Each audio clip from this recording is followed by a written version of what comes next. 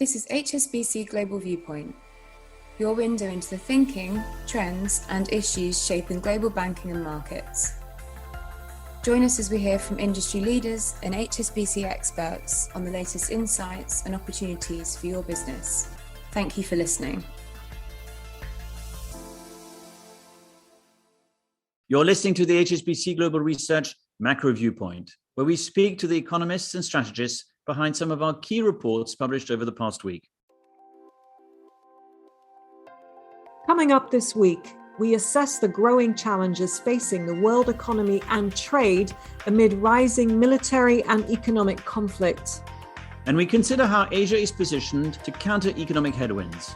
This podcast was recorded on Thursday, the 24th of March, 2022.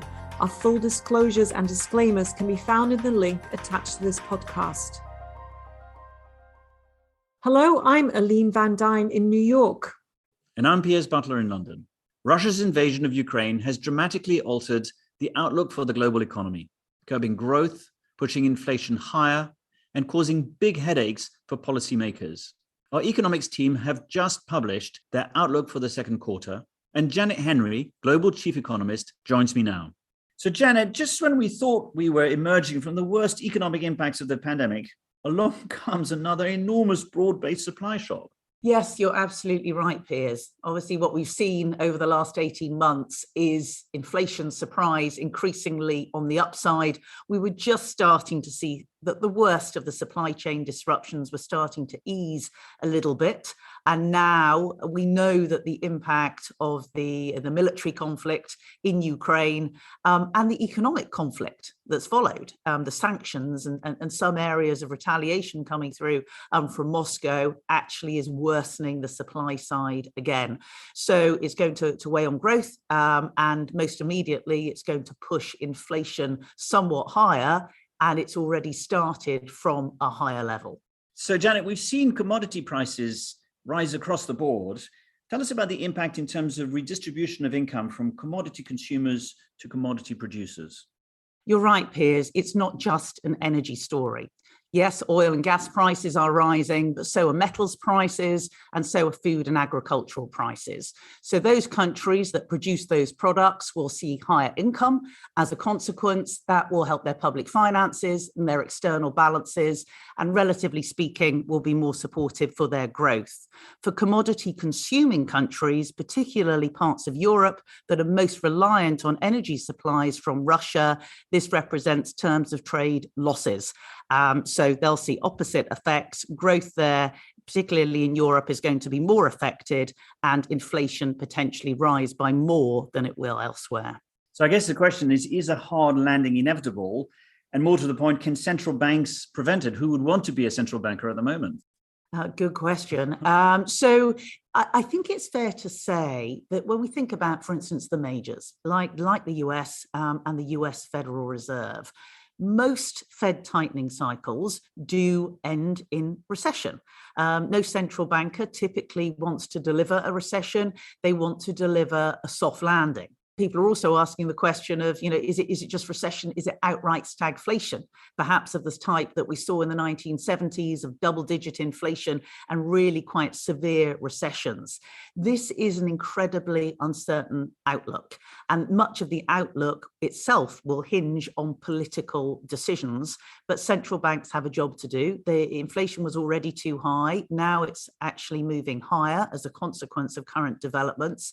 Potentially, they are going to have to become much more restrictive on the policy front, and a genuine soft landing is going to be somewhat harder. So I would say an outright recession is by no means a certainty, but they have got a very difficult job on their hand in trying to gauge how much of a slowdown is going to be acceptable. Are they even willing, if necessary, to deliver a recession in order to get inflation down reasonably quickly? So that's what they're going to be weighing up in the coming year as they try to set policy.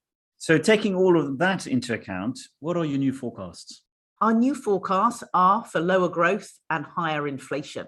On the growth side, we've trimmed annual GDP growth for 2022 by just over 0.5 percentage point. So we've lowered growth from 4.1% to 3.5%, and we've lowered 2023 from 3.2 to 2.9.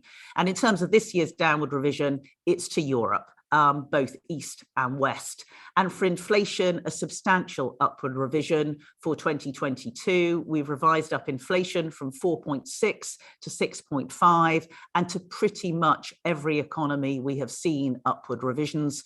Of the big ones, aside from Russia itself, and of course Turkey, the biggest upward revisions to our inflation forecasts have been to the US and to Europe, but even to Asia, we have seen some upward revisions, although in a global context, Asia is still a low inflation region. Janet, thank you very much. Thank you, Piers. Let's look at how the conflict has been affecting trade, where the effects of sanctions and logistical disruptions are adding further pressure to supply chains. Shanella Rajanayagam is our trade economist. Shanella, can you start by running us through the key trade restrictions that have been imposed on Russia? So various economies have implemented restrictions impacting Russian exports and imports. These range, for example, from bans on dual-use goods. Some economies have banned exports of oil refinery equipment to Russia, as well as bans on exports of aviation and space goods and luxury products as well. The US has also restricted exports of sensitive technologies, and this ban essentially extends to non-US goods produced using these technologies. So that would cover chips, for instance. Some economies, including the US and UK, have also banned certain energy imports from Russia, while the EU will ban imports of Russian iron and steel.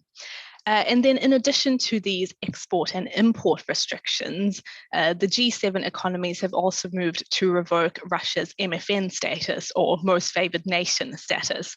So this essentially paves the way for these countries to impose higher tariffs on Russian exports. And taken together, these measures have already seen Russian exports of energy trending a bit lower this month, although this is more likely due to self-sanctioning by businesses than the outright import bans. And how has Russia responded? So Russia has retaliated to these trade restrictions by announcing its own export bans. So it will ban exports of more than 200 products, including, for instance, medical equipment, vehicles, agricultural machinery, but notably excluding energy. It has also suspended exports of wheat, barley, and corn to certain countries until the end of June, and it will ban exports of wood to other economies as well. And these restrictions really matter for European manufacturers that, for example, might be producing vehicles in Russia, as well as economies that are highly reliant on Russian wheat exports. What trade measures has Ukraine taken? So Ukraine has moved to essentially secure its own domestic supply of food by banning exports of various agricultural commodities, so including rye, barley, and sugar until the end of the conflict. It has also moved to restrict exports of wheat and sunflower oil via export licenses, and it will also close all its ports. And now this matters for global agricultural supply because Ukraine typically exports its grains and vegetable oils by ship. And so that means some traders are now trying to send Ukrainian grain exports via neighboring economies to other ports in Europe. And Shanella, what's been the knock-on effect for other economies? So the knock-on effects really manifest via rising commodity prices. And amid this, several economies have taken steps to curb their own food exports, essentially in order to protect their own domestic supply. For example, Hungary, which is a key exporter of corn animal feed to the EU, it has suspended grain exports. And another economy, Egypt, which imports more than 80% of its wheat from Russia and Ukraine, will ban exports of key food staples, including flour. On the other hand, some economies are looking for trade opportunities. So a good example of this is India. It's the world's second largest wheat producer, but it's not currently a very large exporter of the grain. But now it is looking to plug some of that supply gap, for example, by working with ports to prioritize wheat exports, and also by looking to test the quality of the grain by government-approved labs. Janella, thanks for your time. Thank you. Let's head to Asia now, where the region is facing a growing list of challenges, including rising commodity prices, slower consumer spending, and elevated COVID-19 cases. Frederick Newman is co-head of Asian Economic Research, and he joins us from Hong Kong. Fred, welcome to the podcast. Thank you very much. So we've heard from Janet about the commodities spike globally. How is this affecting Asia? Well, the global commodity price spike is essentially an inflation shock for Asia. It will drive up inflation across the region, but it will also depress growth. And one thing to remember is that Asia is a big net energy importer for the most part. We have economies like Korea, mainland China, Thailand, India, all being very large energy importers. And of course, higher prices then are both inflationary, but also drag on growth. Now, there are three economies that actually are doing relatively well in an environment of higher global commodity prices. And those are Indonesia, Malaysia, and Australia, all because they are energy exporters and also exporters of other commodities. And so these are the relative winner when it comes to the spike in global commodity prices. And what does inflationary pressure mean for domestic demand? Well, it really represents a drag on domestic demand. So higher energy prices really hurt the pocketbooks of consumers and the profitability of companies as well. Most of Asian governments have actually dismantled price controls and subsidies over the years. There's still a few that kind of cushion the impact of rising global prices on local consumers, but even there, ultimately, there's going to be some adjustment. And so higher energy prices really are going to be a drag on the consumption recovery in Asia and potentially even investment. And then there's food inflation, and particularly urban consumers are going to feel it in terms of the purchasing power. They'll have to spend more of the money on food, less on other items. And that's a drag on growth as well. So urban consumption suffering. The only kind of positive, perhaps, is that rural consumption might actually pick up because of rising global food prices at the margin could actually lift the income of farmers. So COVID-19 is still rife in many parts of Asia. How much of an economic threat does it pose? Well, it still represents a very significant drag on the growth across the region. Mainland China, of course, grappling with it. It's a drag on consumer spending in mainland China. Places like Hong Kong have seen very subdued, to say the least, consumer spending as a result of this outbreak. But even elsewhere, still, places like Korea, for example, Japan, are struggling with the current wave. Now, we do think that in most economies, the wave will probably abate in the coming weeks and months, and that will allow reopening of domestic markets. Perhaps most interestingly, travel in Southeast Asia might actually start to resume. We see most ASEAN economies from Thailand, for example, Indonesia opening up the borders to tourists, and that should help kind of revive their tourism sectors. And that also tends to help the domestic economy as well. So there are signs here that things are thawing in Southeast Asia, certainly. And what's your outlook for economic policy in the region? Well, higher inflation really requires that most central banks will need to raise interest rates. And the Fed is obviously laying the course here for a very aggressive, sharp rise in interest rates. Most central banks in Asia will not act quite as aggressively, but they still need to nudge rates higher. So if you look at India, if you look at Indonesia, Malaysia, the Philippines, all expected to raise rates quite a bit, actually, over the next several quarters.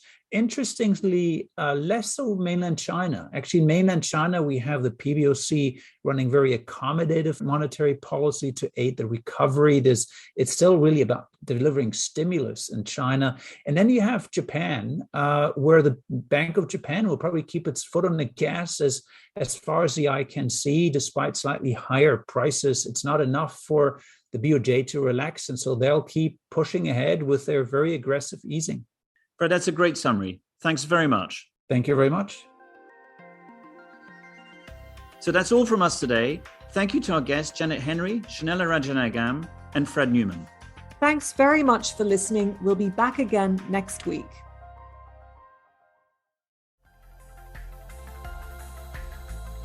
Thank you for listening today. This has been HSBC Global Viewpoint, Banking and Markets. For more information about anything you heard in this podcast, or to learn about HSBC's global services and offerings, please visit gbm.hsbc.com.